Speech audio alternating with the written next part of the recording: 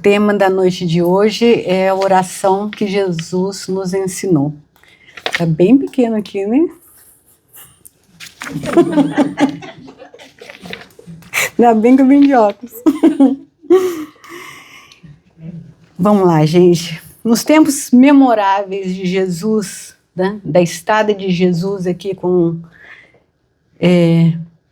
a gente, né, dentro de tantas lições, reflexões, tantos ensinamentos, uma se faz muito presente nos nossos dias, que é a oração do Pai Nosso. Muitas vezes não paramos para pensar do significado dessas palavras, do significado do que Jesus queria nos ensinar, né? Oração do Pai Nosso ou oração dominical. Dominus significa em latim Senhor. Então é a oração do Senhor. Emmanuel, no livro Fonte Viva, ele diz que é difícil da gente perceber a grandeza de tudo que Jesus quis ensinar para a gente com a oração do Pai Nosso. E muitas vezes o que nós fazemos, palavras repetidas, às vezes nem prestando atenção naquilo que é a mensagem do Cristo, né? Então vamos lá. Resume todos os deveres do homem para com Deus, para consigo mesmo e para com o próximo, sendo que a principal e fundamental relação aqui é do homem com Deus, né? Aí traça todas as outras diretrizes consigo mesmo e com o próximo. Então, começando. Peraí. Pai Nosso. Essa simples afirmação, ou duas palavrinhas aqui, já quer dizer muita coisa, né? Sintetiza aqui a verdade da existência, né? Diz aqui que o homem precisa saber entre a relação de Deus com a gente, né? Do pai com o filho. A maioria aqui, né, de homens e mulheres mostra o seu lado melhor, né, como tratamos os nossos filhos. Tá vendo, Vitória? É a minha melhor versão sendo mãe. Então, quer dizer, expressando a mesma verdade, o Cristo disse em outra ocasião, né? Se vós, pois, sendo maus, saber dar coisas boas aos vossos filhos, quanto mais o vosso Pai que estais no céu. Então, assim ele começa essa oração, estabelecendo esse caráter de Deus perfeito lidando com os seus filhos. Então vejamos também que ele não diz meu pai, ele diz Pai Nosso, né? Demonstra aqui a fraternidade, a nossa fraternidade.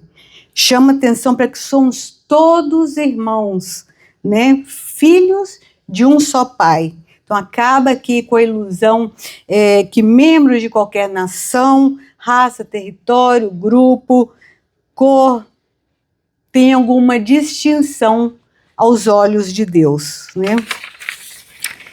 Então, após ter esclarecido a paternidade de Deus e a fraternidade dos homens, Jesus passa a discorrer sobre a natureza de Deus, que está no céu. Então, Deus é a causa e o homem a manifestação. Ok?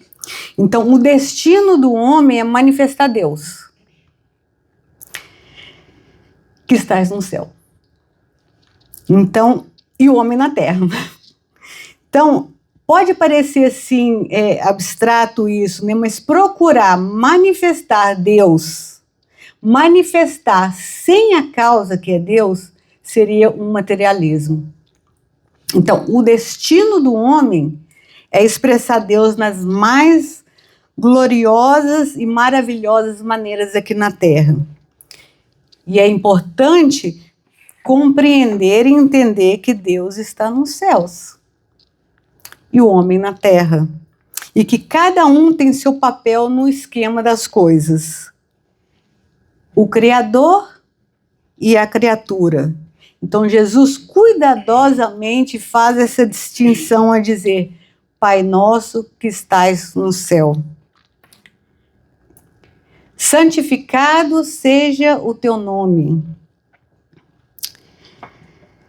Então aqui Jesus diz que o nome corresponde à natureza ou caráter dessa coisa, segundo a explicação de Jesus. Então,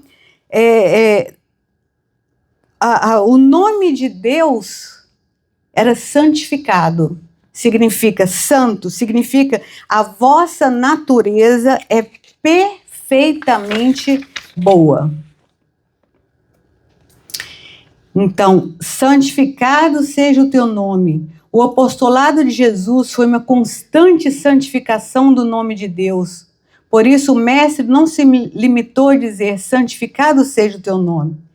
Na oração dominical, ele procurou ele mesmo louvar o Pai Celeste, distribuindo o contentamento e a paz com todos. O benfeitor sabia que a mais elevada maneira de santificar a eterna bondade é auxiliando aos outros.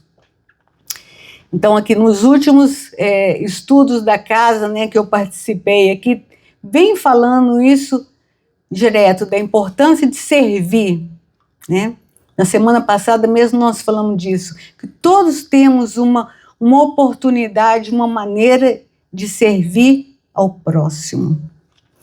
Então, assim entendendo, Jesus amparou os velhos e as crianças, os necessitados e os doentes, os fracos e os sofredores, amando e ajudando sempre, santificando as suas relações com Deus, espalhando a esperança e a caridade na terra, enriquecendo os homens de fraternidade e alegria. Por essa razão, devemos lembrar que estaremos santificando o nome de Deus sempre que estivermos realizando o melhor que possamos fazer.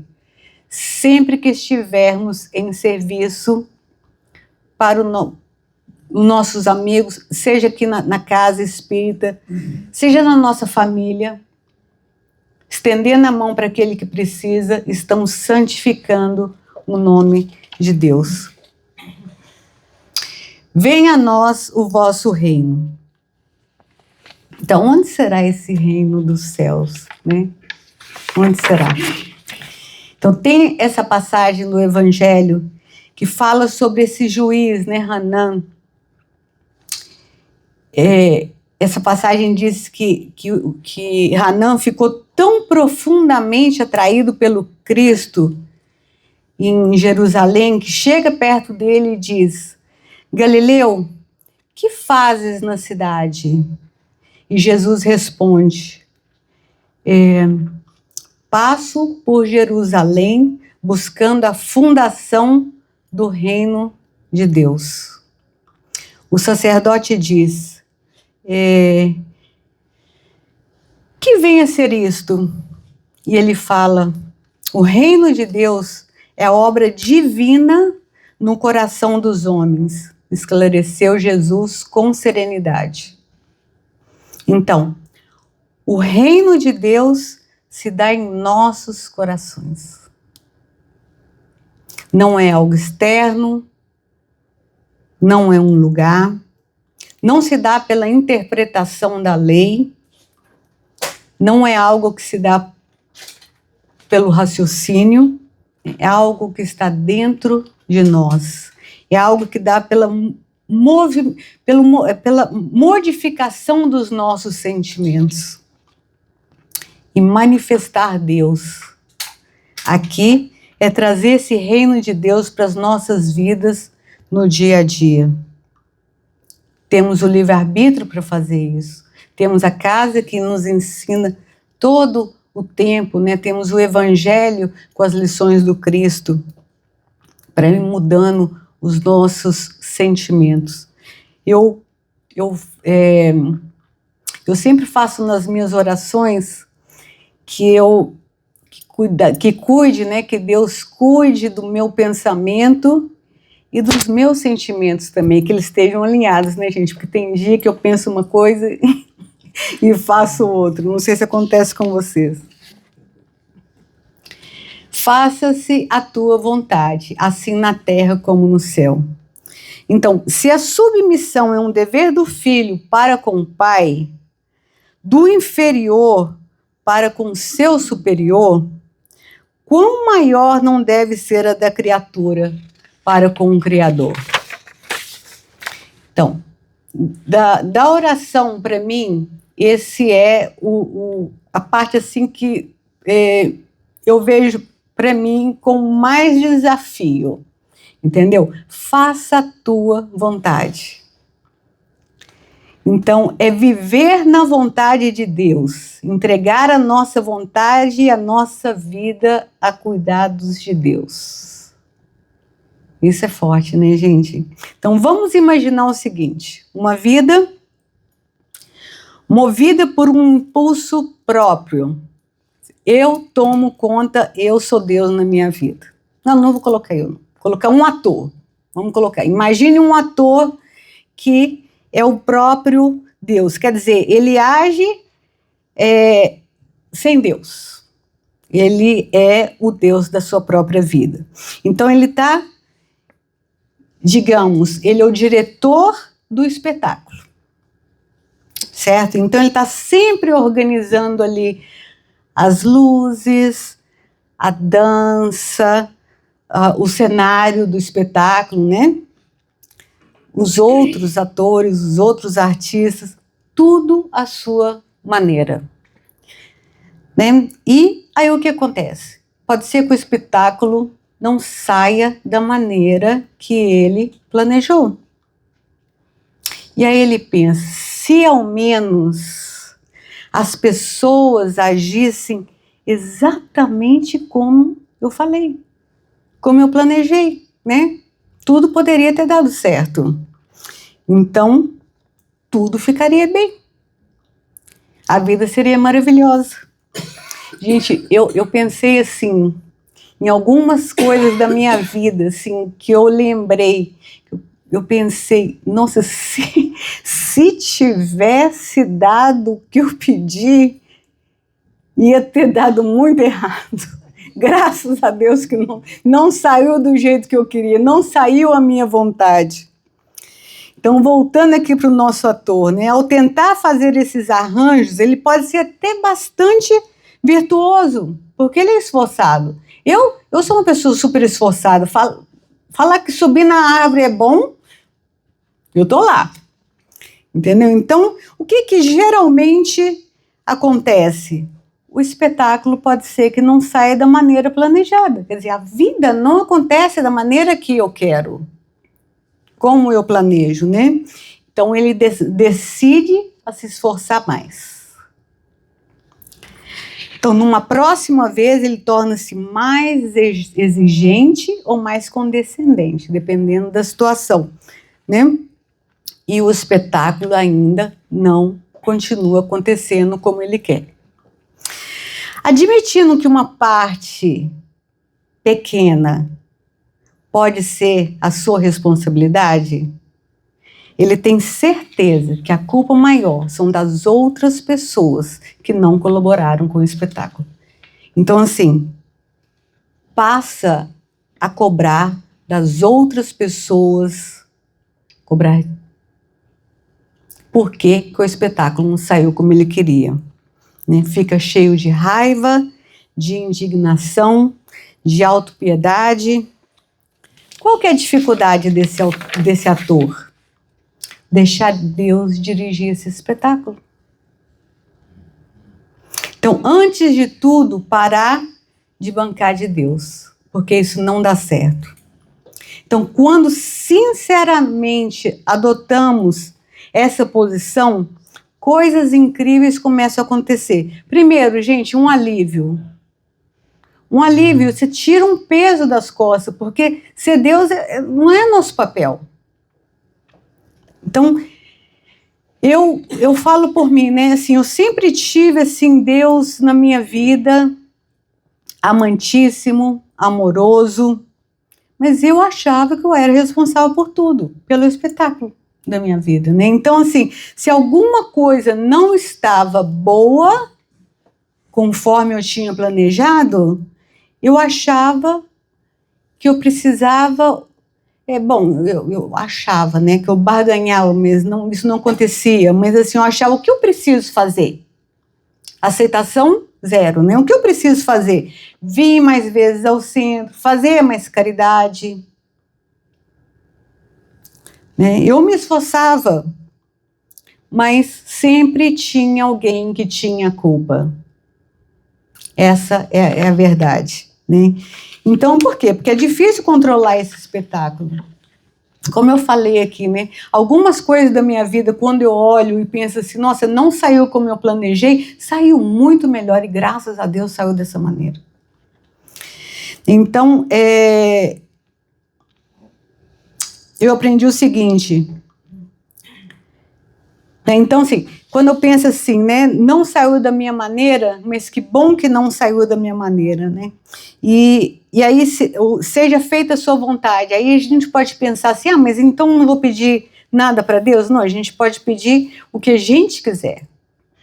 Né? E eu aprendi, sabe, uma coisa bem legal? Eu peço tudo para Deus, eu peço tudo para Ele. Meu Pai é amantíssimo, eu peço tudo para Ele, mas que seja bom para mim e para todas as pessoas na minha vida. Estou falando para vocês porque dá certo, viu, gente? Então, à medida que sentimos nessa confiança nos desígnios de Deus para a nossa vida, começamos a ter esse fluxo interno assim, de poder, essa vontade, né? Essa tranquilidade, essa serenidade. Começamos a desfrutar dessa paz de espírito. Não é isso que foi falado ali do reino de Deus? Começamos a ter essa tranquilidade, porque a vida, gente, a vida ela vai acontecendo. Cada dia, não é que cada dia é um problema, mas a vida, ou desafios, como a Dedê está falando ali, ou a vida acontecendo. Agora, não é o que me acontece, é o que eu faço com as coisas que me acontecem, né? E quando eu tenho essa tranquilidade, essa serenidade, é aí que reside a minha paz, é aí que eu vejo que eu tenho o reino de Deus. Seja talvez algumas horas do dia, talvez todo o dia, né? Eu tenho uma, não sei se, eu acho que não seria uma boa coisa, mas às vezes eu não consigo identificar o amor, mas eu identifico bem o desamor, entende? Então, assim, se eu não estou muito bem, se os meus pensamentos não estão muito alinhados, não estou com muita conexão com Deus, nossa, rapidinho eu percebo, porque eu não durmo bem, eu fico bem irritada. Entende o que é a falta do reino de Deus dentro de mim, né, no meu coração? Então, o pão nosso de cada dia nos dai hoje. Então, dai-nos alimento indispensável à sustentação das forças do corpo, mas dai-nos também o alimento espiritual para o desenvolvimento do nosso espírito. Então, o alimento espiritual. O professor lutava na escola com um grande problema. Os alunos começaram a ler muitas histórias de homens maus, de roubos e de crimes, e passaram a viver em plena insubordinação. Queriam imitar aventureiros e malfeitores, e em razão disso, na escola e em casa apresentavam péssimo comportamento.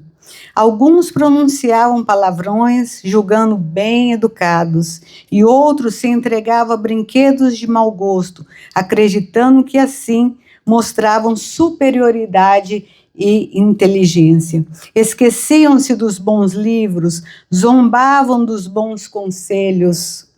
O professor, em vista disso, certo dia, reuniu todas as classes para a merenda costumeira, apresentando uma surpresa esquisita. Os pratos estavam cheios de coisas impróprias, tais como pães envolvidos em lama, doces com batatas podres, pedaços de maçã com tomates deteriorados e geleias misturados com fel e pimenta. Os meninos revoltados gritavam contra o que viam, mas o velho educador pediu silêncio e, tomando a palavra, disse-lhes: meus filhos, se não podemos dispensar o alimento puro a benefício do corpo, precisamos também de alimento sadio para a nossa alma. O pão garante a nossa energia física, mas a leitura é a fonte de nossa vida espiritual. Os maus livros, as reportagens infelizes, as difamações e as aventuras criminosas representam substâncias apodrecidas que nos absorvemos, envenenando a vida mental e prejudicando-nos a conduta. Se gostamos das refeições saborosas que auxiliam a conservação de nossa saúde, procuremos também as páginas que cooperam na defesa de nossa harmonia interior, a fim de que nunca fugirmos ao correto procedimento. Com essa preleção, a hora da merenda foi encerrada. Os alunos retiraram cabisbaixos e, pouco a pouco, a vida dos meninos foi sendo retificada, modificando-se para melhor. Então, olha só, Guilherme, não ia falar do meu marido, não, porque ele ia vir, né? Mas agora, já que ele não veio, eu vou falar assim, né? Ele acorda e a primeira coisa que ele faz é ligar a televisão no jornal. E eu fico louca, né? Porque parece um rádio polícia, sabe? Só tristeza. Aí eu reclamo, e ele diz, não, tô vindo porque eu preciso saber se tem algum acidente, se eu tenho que mudar de caminho para não chegar atrasado no trabalho. E eu sempre reclamando, né? Mas aí, eu faço o mesmo. Nas redes sociais, sabe aquelas coisas assim polêmicas que você entra e depois eu vou lá nos comentários, ler os comentários. Eu acho mó graça ler os comentários, entendeu? Não tem nada diferente dessa situação. É eu ali colocando as coisas, tem umas coisas bem engraçadas, mas tem umas coisas assim que não são boas, né? Tá vendo o que é o alimento espiritual? Né? Muitas vezes, ali que eu estou vendo, é igual o jornal, é igual a rádio polícia que eu chamo do meu marido, são ataques, violência nas palavras e tudo. Denise. Falei para vir, né? Se viesse, Denise, eu não ia falar nada, mas não veio. Perdoa as nossas ofensas como perdoamos quando somos ofendidos. Então, o Evangelho segundo o Espiritismo de Allan Kardec encontra a recomendação de perdoar incondicionalmente, não apenas para aliviar o peso emocional da mágoa, mas também para promover a evolução espiritual, permitindo que o amor verdadeiro se sobreponha a qualquer ressentimento. Então, o Espiritismo ensina que os sentimentos de mágoa e ressentimento estão ligados a experiências e relações profundas que muitas vezes são de agora, mas muitas vezes também são kármicas, né?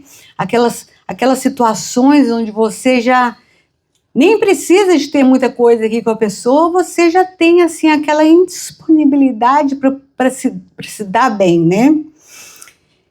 Ou seja, resultado de ações e relações de vidas passadas. A mágoa indica que havia um sentimento positivo, e esse sentimento foi transformado em dor por alguma situação de conflito ou de desentendimento.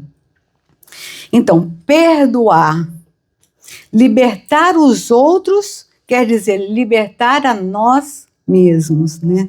Porque o ressentimento é uma forma, gente, de acorrentamento, né? E é necessário dois. É necessário dois. É o prisioneiro e o carcereiro. E o carcereiro é tão prisioneiro quanto o primeiro. Então, quando guardamos ressentimento contra alguém, a pessoa fica ligada ali por um laço cósmico, por uma cadeia mental, pelo aquele pensamento, né? Então você lembra da situação, você pensa na situação, você revive aquilo dali, você tem raiva uma, outra, milhões de vezes, gente. Milhões de vezes. Olha como somos tão prisioneiros quanto a pessoa que a gente tem raiva, quanto a pessoa que a gente tem um ressentimento. Me foi ensinado uma vez, e eu sempre guardo isso, né? O primeiro pensamento, ele vem. Principalmente se eu tivesse, eu não posso pensar, aí eu penso, aí que eu penso mesmo, né? Então, o primeiro pensamento, ele vem. Mas às vezes eu consigo parar o segundo. Quando eu observo, às vezes eu consigo parar o 20º. Ele vai até, né? Mas eu consigo parar, assim, quando eu começo a me perceber. Eu estou tendo medo. Estou tendo ansiedade por alguma coisa que não aconteceu. Tem alguma justificativa? O que eu posso fazer para não ter esse medo? Por que eu estou tendo esse tipo de pensamento? Né? Então, quanto mais eu faço isso, eu cuido da minha casa mental. E a tendência desse pensamento obsessivo, porque vocês já perceberam que é um pensamento obsessivo? Pensa. Ele me aprisiona. Me aprisiona porque eu não consigo fazer mais nada. Então, na visão espírita, a frase onde teve mágoa, teve amor, ai gente, eu achei isso muito legal. Né? Reflete a ideia de que o ressentimento e a mágoa muitas vezes surgem de situações que existiam vínculos fortes. E aí eu estava lembrando de uma vez no Evangelho no Lar, na minha casa, mas eu procurei e não achei. Era uma mensagem que falava o seguinte, que, por exemplo, você é assaltado, tá? Você é assaltado. Você tem raiva, você quer mandar prender o ladrão, você quer colocar o ladrão atrás das grades, mas você não guarda a mágoa do ladrão. Por quê? Você não amava o ladrão. Né? Você não tinha um vínculo de amor com o ladrão. Então, isso acontece, né? Então, essa mágoa, esse ressentimento, normalmente acontece quando esses laços de amor e de amizade eram mais fortes. Quanto maior o afeto, maior pode ser a dor quando esse laço é rompido ou quando a gente é ferido, né? Então, onde há mágoa, onde há ressentimento, havia uma expectativa, um cuidado. E esse afeto foi ferido. Então, a doutrina espírita nos orienta a trabalhar o perdão como forma de libertação dessas emoções negativas, né? Transformando a mágoa em compreensão e aprendizado. Então, o perdão é visto como essencial para a cura emocional e espiritual, ajudando a restaurar nossa harmonia e a paz interior. O reino de Deus em nós, em nossos corações. Então, tem esse livro que eu li para fazer essa conversa aqui com vocês, chama O Sermão da Montanha, de Emmett Fox. E é muito legal, adorei. ele diz o seguinte, que para perdoar tem uma técnica, aí eu comecei a ler, ele fala assim, é muito simples. Aí eu adoro, na hora que falou técnica, fórmula, né? Ele falou fórmula, ai, eu sou das ciências exatas, adoro uma fórmula. Aí eu comecei a seguir ali, né? Então ele disse assim, a única coisa que você precisa é querer. Então assim, se você quer perdoar alguém de verdade, do seu coração, você precisa querer. Aí eu pensei, por que eu não ia querer? Né? Se me causa dor, por que eu não... Ai, gente, tem tantos motivos. Né? Então, primeiro, eu posso pensar assim, eu vou perdoar alguém, aí eu vou ter que sair de mãozinha dada com essa pessoa, né? Somos amiguinhas. Não, não é verdade. Né? Amizade, a pessoa que anda comigo de mãozinha dada, ela tem que ser meu amigo, existe uma intimidade, existe uma afinidade, né? Então talvez, pode ser que eu não queira mais andar com essa pessoa, mas eu posso perdoar a ação que ela teve comigo. Eu posso ficar livre dessas amarras, desse acorrentamento que me prejudica muito. Também, eu não preciso gostar da ação da pessoa, eu posso continuar não gostando da ação da pessoa, mas eu preciso ficar livre dela. E outra coisa também, né, gente, é aquela coisa, se eu perdoo, para de ter um culpado. Olha, parei de ser vítima, né? Então eu sou responsável pelas minhas atitudes, pelas minhas ações, e eu paro de culpar o outro. Não foi isso lá, o ator que não tinha causa? Então, ele diz, essa técnica do perdão é fácil, basta querer. Então eu queria contar para vocês que hoje nós vamos fazer essa técnica aqui, porque é bem fácil. É bem fácil, basta querer. Então, quando eu estava lendo isso, né, eu tinha passado por uma situação com uma pessoa que eu amo muito, muito, muito, muito, e aí eu falei assim, ok, vamos ver. Gente, foi incrível. Incrível. O Guilherme está achando. Não foi meu marido.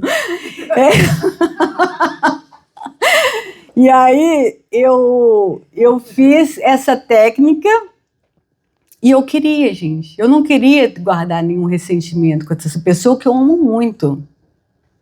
E eu senti ali a mão de misericórdia do Cristo tirando todo aquele sentimento ruim de mim, do meu coração.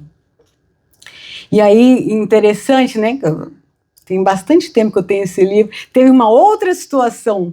Aí eu ficava assim, vou fazer também. Já que deu certo, né? Já que deu certo, vou fazer com outro.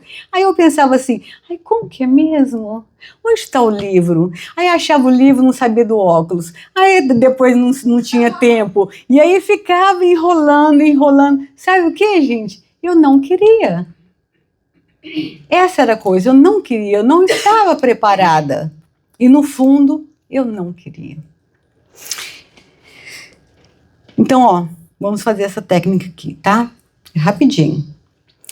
Então, não nos deixeis cair em tentação, mas livrai-nos do mal. Dai-nos, Senhor, a força de resistir às sugestões dos maus espíritos, inspirando-nos maus pensamentos.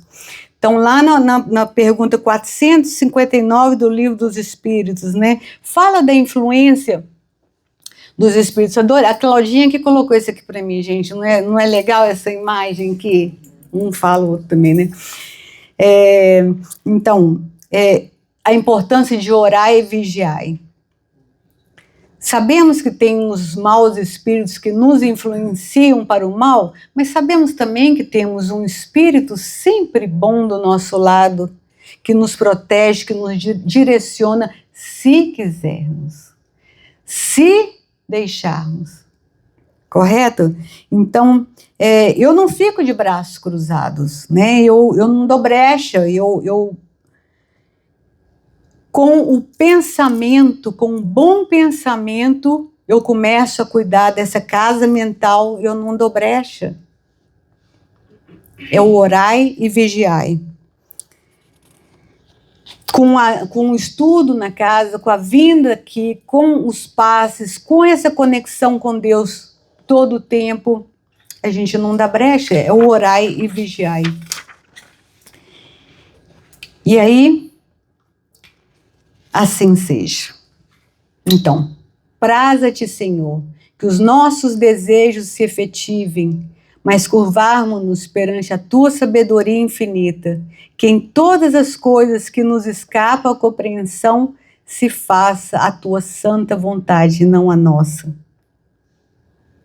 Então, que assim seja, né? Aqui podemos formular assim, os agradecimentos, os nossos pedidos a Deus, né? E para nós, para as outras pessoas, né?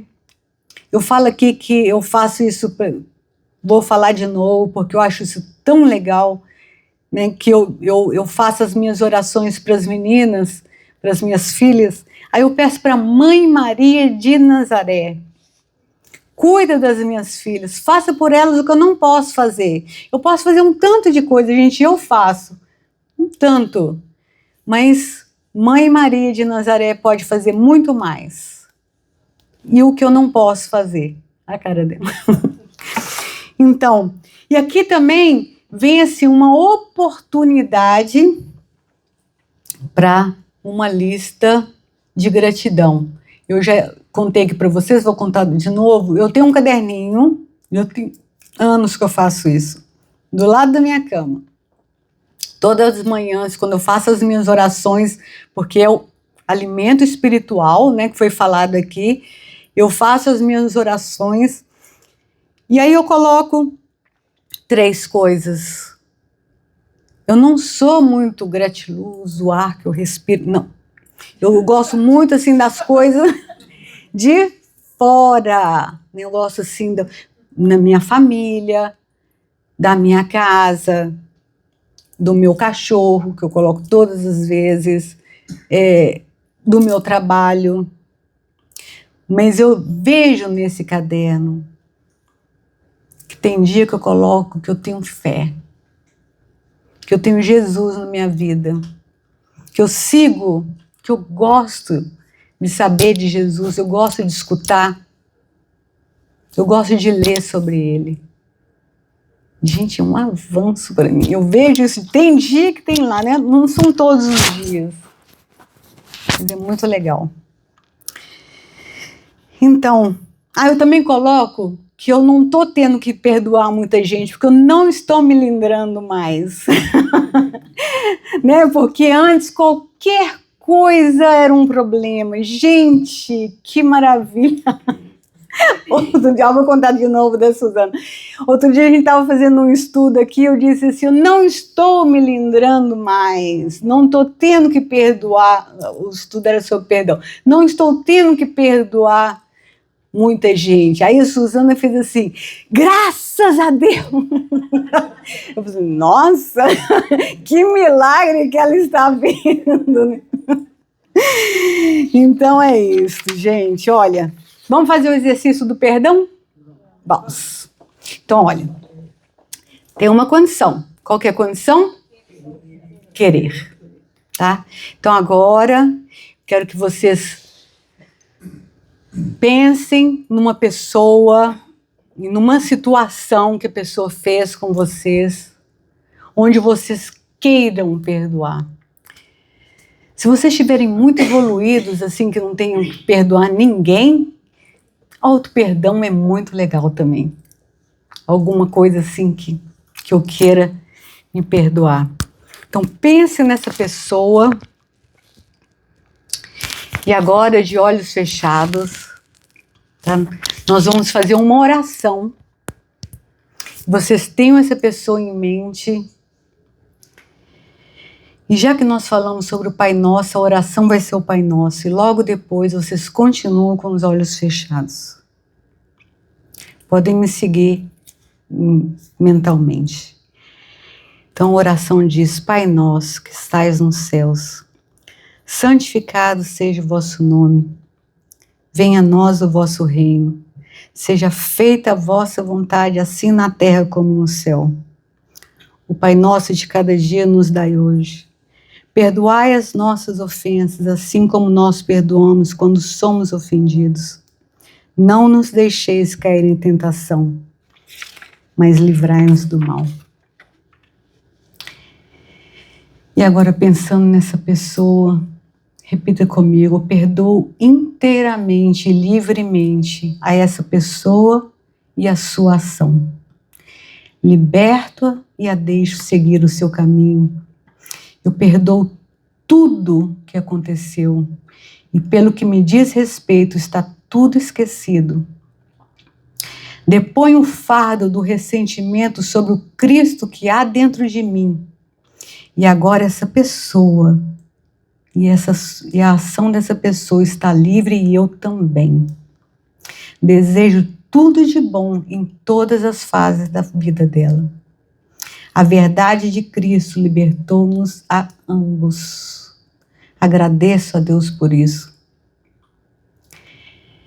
E meus amigos, se essa pessoa voltar novamente nos seus pensamentos, nessa mesma ação, lembre-se, o primeiro pensamento somos impotentes, mas afaste o segundo de voltar com a certeza que no seu coração esse caso já foi abençoado, já foi resolvido.